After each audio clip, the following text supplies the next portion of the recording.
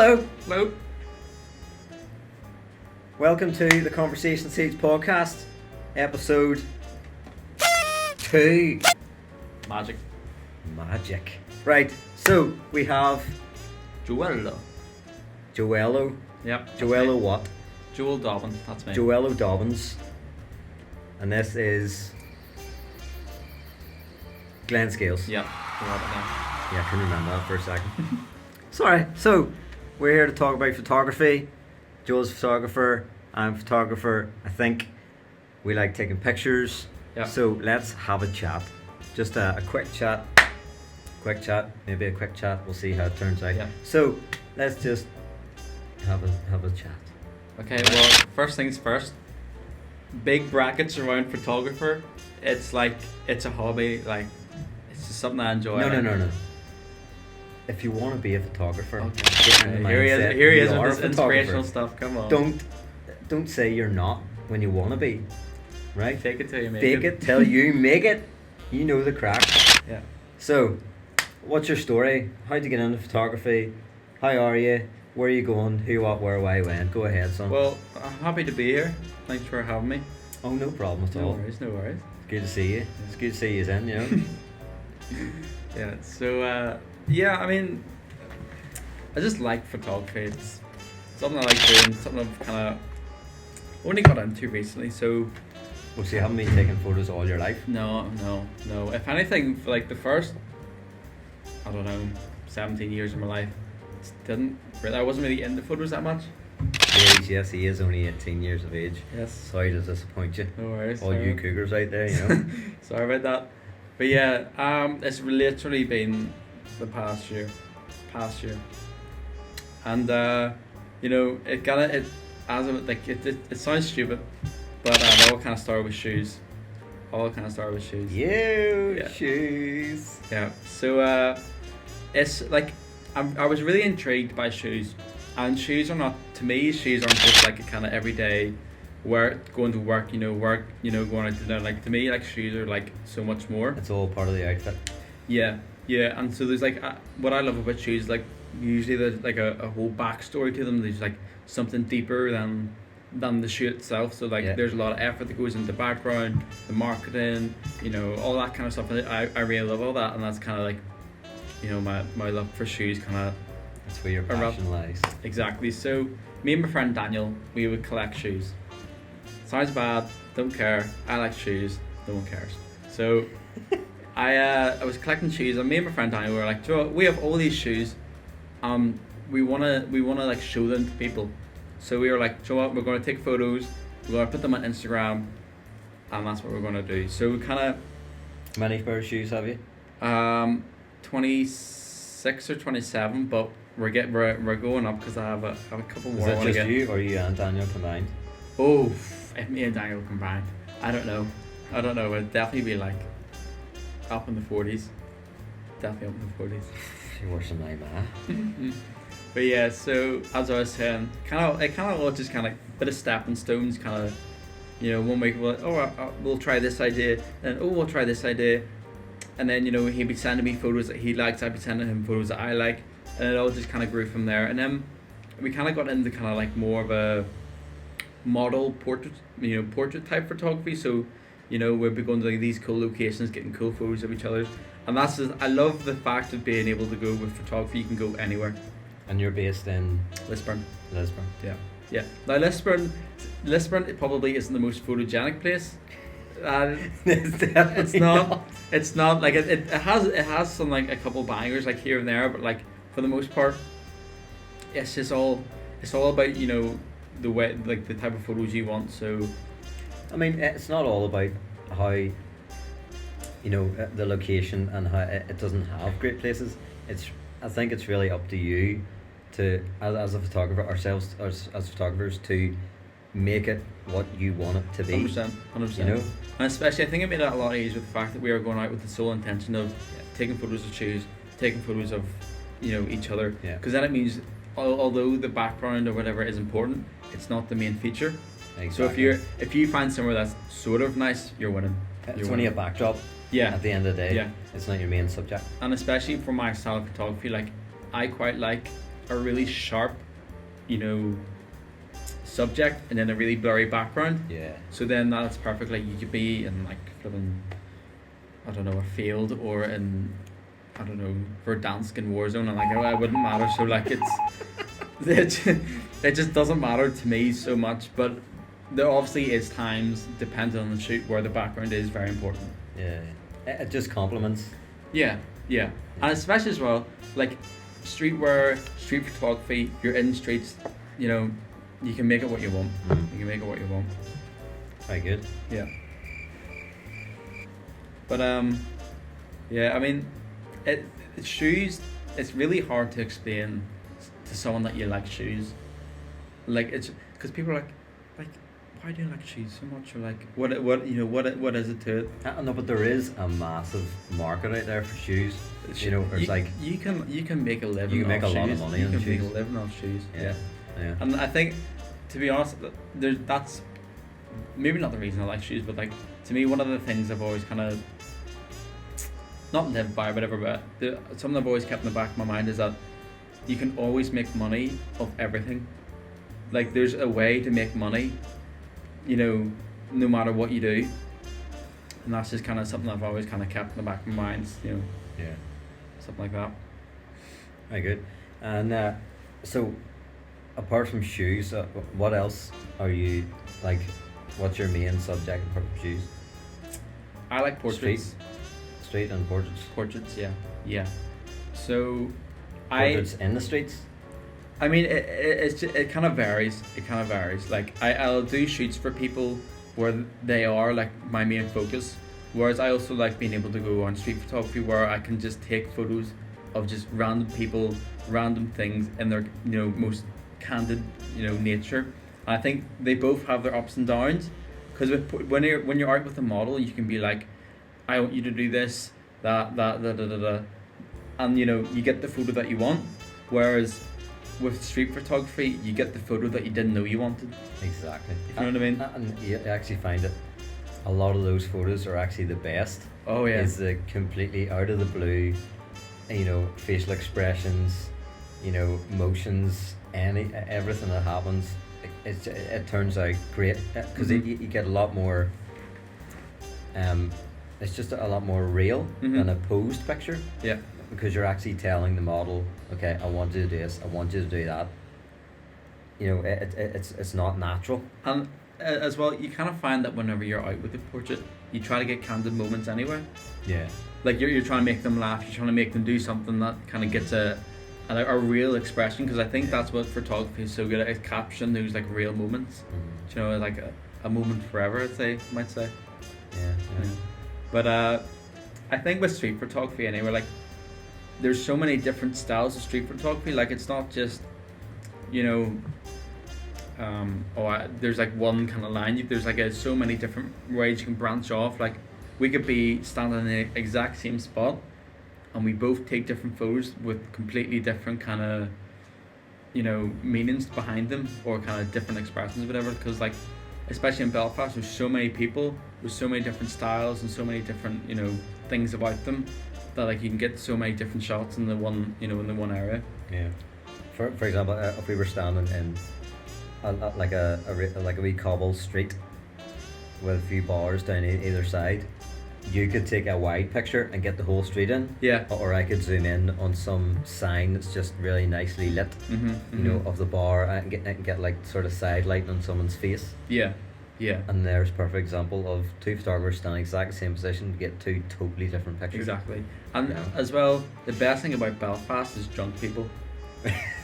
Especially like if you're from Northern Ireland or Belfast, like you'll know the bikes.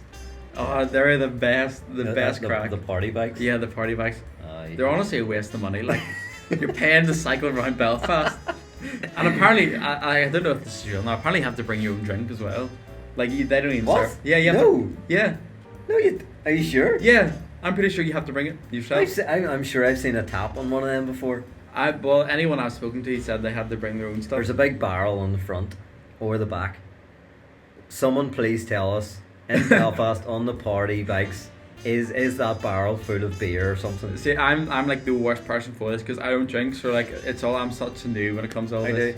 do. I've just never been on one of those party bikes. I Yeah. keep going to say party buses. He's- Party bikes. Yeah. I would love to go on one though, just for the pure crack to see if anybody I take know pictures of us. you'd be on it and then like Plan have fallen off, to be honest with you. you need to be like really drunk to actually enjoy it. Because if you're not drunk, you realize that you are just cycling around Belfast. Like it's a waste of money, but sure. Here, but it makes for a good photograph. It does. It makes does. for a good photograph. It does make for a good photograph. So, gear wise, you know, are you using Canon, Sony, Nikon? So What's your the very first go-to? camera that I owned was a Nikon. It was my sister's because she had done photography at A level, and she just got it, you know, to do her A level, whatever. And after she finished her A level, that was her done with it. She didn't need it. She didn't want it. It was just kind of put in the cupboard, collecting dust. And then obviously, as I said, once Daniel and I had kind of thought about taking photos, we were like, right, I'll get this camera out and we'll kind of work away. So, to be fair, like, it wasn't the best camera, but it taught me the basics. Do you know what I mean? Like, because any photographer would tell you, like, your gear is only so much of a photographer. Like, there's so much behind being a photographer than just the camera, because like a different lens or whatever can completely change a photo. What you're wearing can completely change a photo. It's not all about the camera itself. There's a photographer slash videographer, guy around Belfast. Dill takes photos. Shout out, go follow him.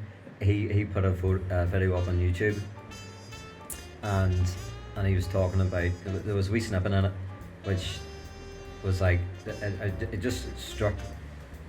One of the comments he made was about, it's not about what gear you use. Like you can use an iPhone, but as long as you get the composition right, Mm-hmm. you know, the right framing and that sort of thing. It doesn't matter where it's the best gear or the crappiest gear. Mm-hmm. It's all about it's a story behind the photo. Oh yeah. You know. But like, I'd watched like a lot of photographers on YouTube, and there's these Australian guys. They're called North Borders. They're kind of like a group of guys. Seventh era. And a guy Hayden Pearson. Pearson. And they kind of have the ethos of like, you don't have an excuse if you have a phone, because if you think about it, like, phones have gotten so good. Like this camera here is probably better than some older DSLR cameras. Yeah. And like, you have this in your pocket, like there's no excuse whatsoever. So it's all down to your eye, if you know what I mean. Like, photography to me is a raw skill. Like, obviously you can get better at it over time, but I feel like to be a good photographer, like, it's kind of like that's something that you have in you. Do you know what I mean? But you seem to say to be a good photographer. What constitutes a good photographer in your eyes? Wait, there's so, like, see, this is the thing with photography. What you think is a good picture, I might think is a crap photo. What, you know, it's all so subjective. But to me, a good photographer, I don't know. I don't know. I think a good photographer is knowing the gear and different situations. You know, shooting sort of a wedding and then shooting street photography and shooting this, that and the other different Versatility. situations, and being able to adapt it. Plus, they need a personality as well, because if you don't have a personality, you're never gonna sort of adapt to your surroundings, be able to approach people and say, look, oh, come on, let's get a photo. I love your outfit. You know, let me get a photo of that and all that kind of way. If you're really, really serious, and don't have personality at all, I don't think you're really built for photography. In a lot of situations, yes, you could do it if you're using models all the time who are professionals and used to that. Yeah. But you see, that's the thing though. I could probably argue back to saying the guy that sold me one of my lenses was really soft spoken, and he was kind of explaining to me I know what you're talking about. why he preferred a lens over this one, and like, I would still maybe class him as a good photographer because he kind of adapts himself, you know, to the situations. Like, so he's soft spoken. He'll like, I prefer a lens that, you know, is a lot more compressed, so I can be closer to my subject. Yeah. So I think, as I said, I don't think there's a clear definition for a good photographer, but I feel like I feel like you could probably say what a bad photographer is. Like, I feel like you could probably give me a better explanation of what we think a bad photographer is. Yeah. Because, like, I don't know, like, a blurry photo. Yeah, Blurry but photos. that's a given though. That's a given. I mean, there is some photographers out there who just, some of their like most meaningful photos are blurry. Yeah. I've seen that before. Yeah, but see, to be honest, so I think sometimes, like, especially in the art community, and this probably will offend people, but I think sometimes, like, like, especially with art, people make a whole load of fuss about something that's not actually, like, I remember seeing this ad on TV, and this guy had left like a cleaning bucket or something in a museum, and all these people came around it, and I'm like, oh my word, I wonder what he's trying to say here. Or, Okay, I have yeah. no idea, like, oh, he must be so inspired, like, I don't know, rubbish or something like that, and the guy had just left it there. But, like, because people are like, oh my god, I wonder what he's doing, where there's not really that much of a meaning behind it, it was just a blurred photo. Yeah. So I think what you're saying is, if you build a good reputation, if you have a great portfolio behind you, Yeah. and then it sort of allows you to, in our eyes, put something crap. Yeah. Right? So for example, if you say the person who painted the Mona Lisa, Mm-hmm. right? Obviously, one of the most famous pictures in the Yeah, world. yeah. And then then the following week they could paint. They could get a paintbrush and just throw it at a canvas. That's a style now. Right? Like, all these Then TikToks. people would appreciate it. But say for example, me or you took a picture of that brick wall Mm-hmm. and put it out there. Yeah. People are like, "What the hell's that?" Yeah. And then you have some, I don't know, like, some really professional photographer, like, oh my word, the bricks, he must be making like the bricks of life, like building a house for your life, building a house for your family. Oh my word, the bricks are amazing. Like, look at the, do you know what I mean? Like, it's so. Yeah. But I mean, I guess that's what's good about photography. Like, I'm not gonna, but I'm happy it's there because it's kind of like what is good about photography, because there is so many things from the one photo, you know. Yeah. But I mean, it kind of goes back to the point that we were saying about being like standing in the same spot and taking different photos. Yeah. It's the same. A different it's the same- perspective. It's the same idea. Yeah. Mm. Because photography, although you like black and white photos, it's not a black and white subject. Do you get what I mean? Yeah. It's really just changing it in post to suit your style, Yeah. isn't it? Yeah. But then you can have the same photo, but have a color and have it black and white. Yeah. And both says A different a thing. different, Yeah. have a different meaning to, say, 10 people. They all have take 10 different things from it. Mhm. You know. Yeah. But like, have you ever been out and had a funny story, of taking a photo? For example, you know, me and you would go out sometimes shooting on a Saturday night, the nightlife in Belfast. And you remember the night that you were taking pictures of the bar sign at Bootleggers, and the guy thought you were taking a picture of him, and he's like, "Oh, don't be taking a picture of me," and you were like, "I'm not. I'm taking pictures of the sign." Yeah. You know, is there any other like funny stories?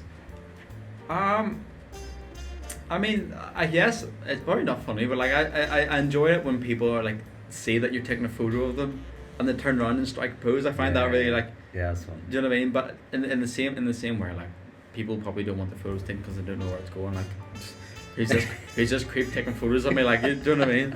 But I mean, probably one of my most favorite like photography moments of like is probably I was right. Okay, so me and my friend Daniel and a couple other people were taking photos around Belfast, as you do. I know what's going. And we went to Titanic Quarter. Now, if anyone's ever been there, like, it is a really nice place to take photos, and obviously there's a lot of people there. So we went around the back, and it's where that big strip is. And I come around the corner, and I was like, "Oh my word, it's a wedding party!" So I come around the photo, and then me being a photographer, I'm like, right, I need a photo here.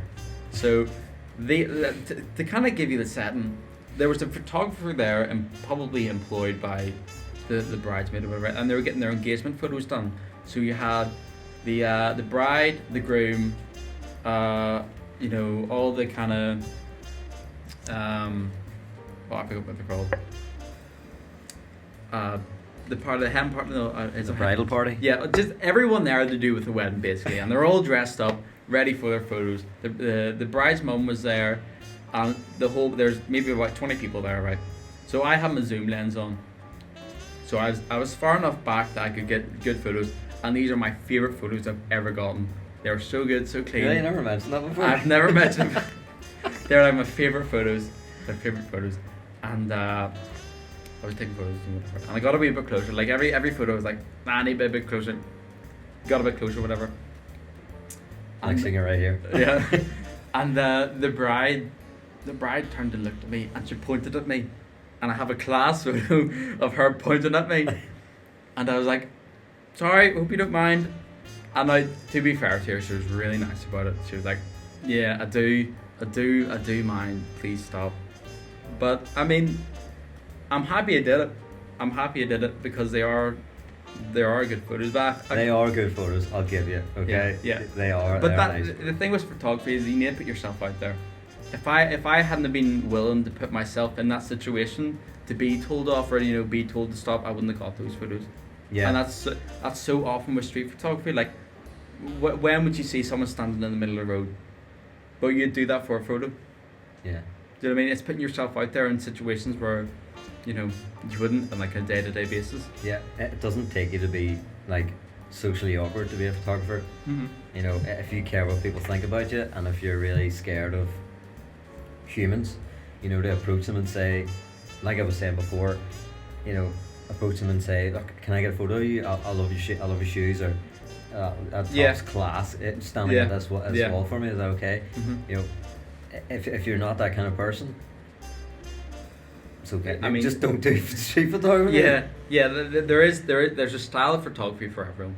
Yeah. But for the style that we like, you need to be outgoing. You need to be able to put yourself in those situations.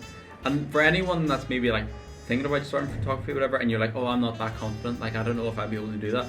Put yourself in those situations. Just do That's it. exactly how. Because it could turn out great. Yeah. Some of our best photos are from photos where we've actually had to go and ask people, for those photos. Yeah. Do you know what I mean? Yeah. Like one of my friends, he was really kind of like inward. He's quite introverted, but like obviously like with me, whenever we were chatting, like he was quite a he's a nice guy, but to other people he seems quite timid and quite quiet. But over the time of doing photography and whatnot, he was able to come out of his shell. Yeah. And be able to like he was doing things that like he wouldn't have thought like a year ago he'd be able to do, like going up to people, can I take a photo, just being cool about it. And that's kind of something really nice to see, that kind of photography can you can develop a skill but also like develop your own personality at the same Bring time. people out of their shell. Yeah. Yeah, I like that. I was gonna say something, I forgot what it was. No, but like if you went to someone and they said no, Yeah. like, so what? I'm completely Just, fine. it's okay. Just like, all right, I'm no completely worries, man. fine with Thanks that. anyway. Yeah. But do you remember the night we were out and we got it was the 60th birthday outside the restaurant? Oh, yeah. And then the parents walked off and we went up to the daughter and son-in-law and we're like, yo, can we get a picture? You just stand with the balloons. Yeah. And then we had a good conversation about it after, Yeah. a bit of crack and all. Yeah. And at first they were like, okay. Yeah. Where's it going? The girl, they were a bit iffy. The girl that was there was just sitting there filming the whole time. She's like, yep. Yep. Oh, really? Really? Yep. And they were like, Like- it's mine. And then took a picture, and then we just chatted afterwards. Yeah. But it takes that sort of the chat to get them to warm to you and feel comfortable in that situation. Yeah. If you just walk up and be like, smile, take a picture, bang, it's really awkward. They're really shocked. Yeah. But just walk up and say, no, what's happening? Birthday, is it? Oh well, where do you go? Let's get on, nice Yeah. meeting and all, and then work up to it. Yeah. I think I work a whole lot better. But what's your plans for your future in photography then? Where are you hoping to go with it? What are you hoping to do? Well, in the next couple of weeks, I'll be going to university to study photography, and take photography a lot more seriously. But at the minute, I'm just kind of going with the flow. Do you know what I mean? Because at the minute, I kind of like what I'm going. Like, photography's a hobby for me. In the future, it might become my full-time job. But for me, I kind of like being able to use photography as an escape. Like, there's so many nights where I could have been sitting and playing Xbox. Like, and don't get me wrong, there's a time and a place for that. But to me, I've found a lot more good in doing photography. You meet so many people, don't you? Yeah, like people could argue, oh, you meet so many people on Xbox or whatever, like, on parties and whatnot. But to me, that's not. I prefer the face-to-face interaction. That's kind of fake to me. It's fake meeting people. Yeah. But face-to-face chat, it helps build conversation skills. Build confidence. Yeah. All that kind of stuff as well. Yeah. Yeah, I agree. Definitely character building. Character building.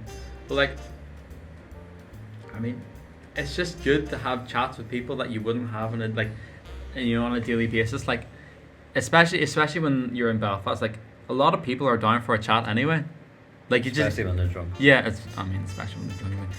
I bet you. The amount of footage we got of people like hanging off each other. Do you remember the night of the party bike and the? That's every night with the party bike, by the way. And they came up Church Lane or something, and it was those girls on the back of the bike. Oh yeah. And then they were like taking selfies, Yeah. And then they must have thought I was some. Like hanging all over each other. Yeah. Hey, give me your Instagram, all this there, carry on. And then one of the girls, I have to say this. Yeah, one of the right. girls, she really liked him. Dear, I just she really liked him, and she was like, you took a selfie with her, and then you said, "Alright, see you later," and she's like, "I'll see you later." Oh dear. I hope she doesn't watch this. If you do, it was lovely meeting you. Oh, that was the best, honestly. Yeah, but that night was so good. Yeah. It was. I went. We home, got so many photos that night of people approaching us. I went home buzzing because it was just a good night.